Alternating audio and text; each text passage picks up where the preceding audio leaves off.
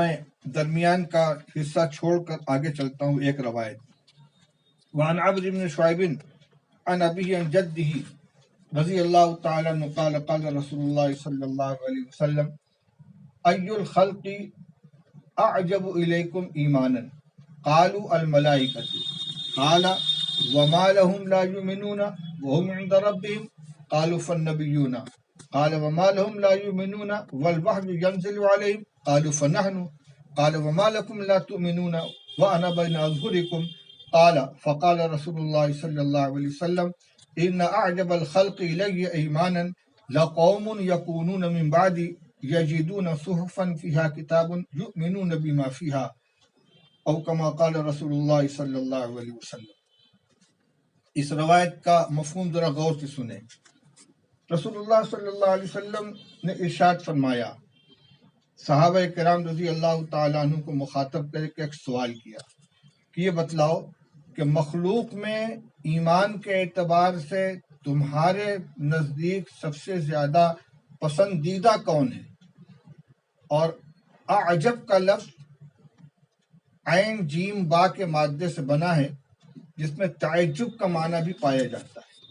تو اعجب الیکم کا مطلب ایمان کے اعتبار سے تمام مخلوق میں تمہارے نزدیک کون سے لوگ سب سے زیادہ پسندیدہ ہیں، یا یوں کہیے کہ کس کا ایمان سب سے زیادہ قابل تعجب ہے.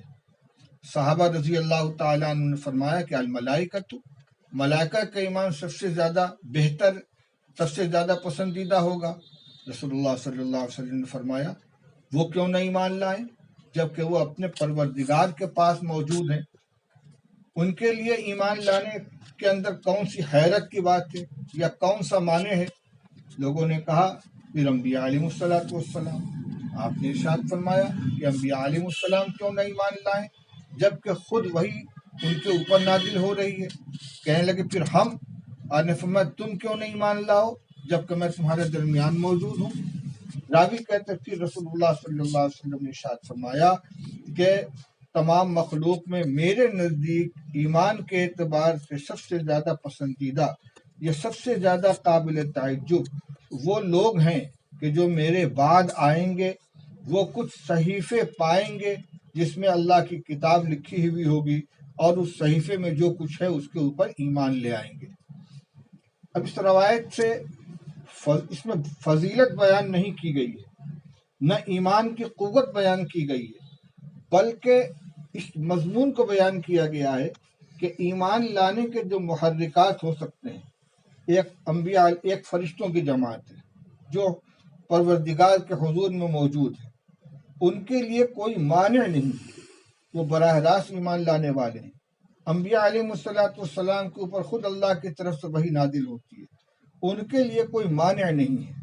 اسی طرح صحابہ کرام رضی اللہ تعالیٰ عنہم نے نبی کریم صلی اللہ علیہ وسلم کی ذات کا مشاہدہ کیا، آپ پر نازل ہونے والی وحی کو انہوں نے سنا، آپ کے معجزات کو دیکھا. ان کے لیے ایمان لانے کا محرک موجود ہے. لیکن جو لوگ آپ کے صحابہ کرام رضی اللہ تعالیٰ عنہ کے بعد پیدا ہوئے، انہوں نے نہ بذات خود حضور کا مشاہدہ کیا، نہ آپ کے معجزات کو دیکھا، نہ اس مبارک زمانے کو پایا، پھر بھی اللہ نے ان کو ایمان کی توفیق عطا فرمائی. تو موانع موجود ہونے کے باوجود اور محرکات قویہ کے غیر موجود ہونے کے باوجود ان کا ایمان لانا، ان کا ایمان لے آنا یہ اعجب ہے. یہ تفصیل مجھے اس لیے بیان کرنی پڑ گئی کہ بعض حضرات اس روایت کی تشریح اس طرح کرتے ہیں کہ ہمیں انبیاء علیہ الصلوۃ والسلام اور صحابہ کرام اور فرشتوں سے زیادہ قوی ایمان دیا گیا ہے. میں پوری یقین کے ساتھ کہتا ہوں کہ اس میں ایمان کی قوت کا تذکرہ نہیں ہے. یقیناً انبیاء علیہ الصلوۃ والسلام کا ایمان ہم سب سے امت سے بڑھ کر ہے، اور صحابہ رضی اللہ تعالیٰ عنہم کے اندر بھی حضرات شیخین اور ان میں بھی صدیق اکبر رضی اللہ تعالیٰ عنہ کے ایمان سب سے قوی ہے. اس لیے قوت کے اعتبار سے یہاں مقابلہ نہیں کیا جا رہا ہے، ترتیب نہیں بیان کی جا رہی ہے، بلکہ اعجب ہونے کو بیان کیا جا رہا ہے کہ کوئی محرک نہیں ہے بلکہ موانع موجود ہیں، اس کے باوجود ایمان کی توفیق مل جانا یہ پسندیدہ اور باعث تعجب ہو سکتا ہے۔ اس کے بعد عبد الرحمن ابن علا الحضرمی فرماتے ہیں، یہ تابعی ہیں، ان کے والد حضرت علا حضرمی رضی اللہ عنہ صحابی ہیں۔ انبیاء اور صحابہ، میری بات توجہ چاہے گی بہت، اس زمانے کا مسلمان نہیں سمجھتا کہ ہمیں ملائکہ، انبیاء اور صحابہ ان تینوں قسموں سے بڑھ کر ایمان ہمیں دیا گیا تھا، ان تینوں قسموں سے بڑھ کر ایمان ہمیں دیا گیا تھا، اس لیے کہ صحیح حدیث ہے۔ میں یہ بات اس لیے کہہ رہا ہوں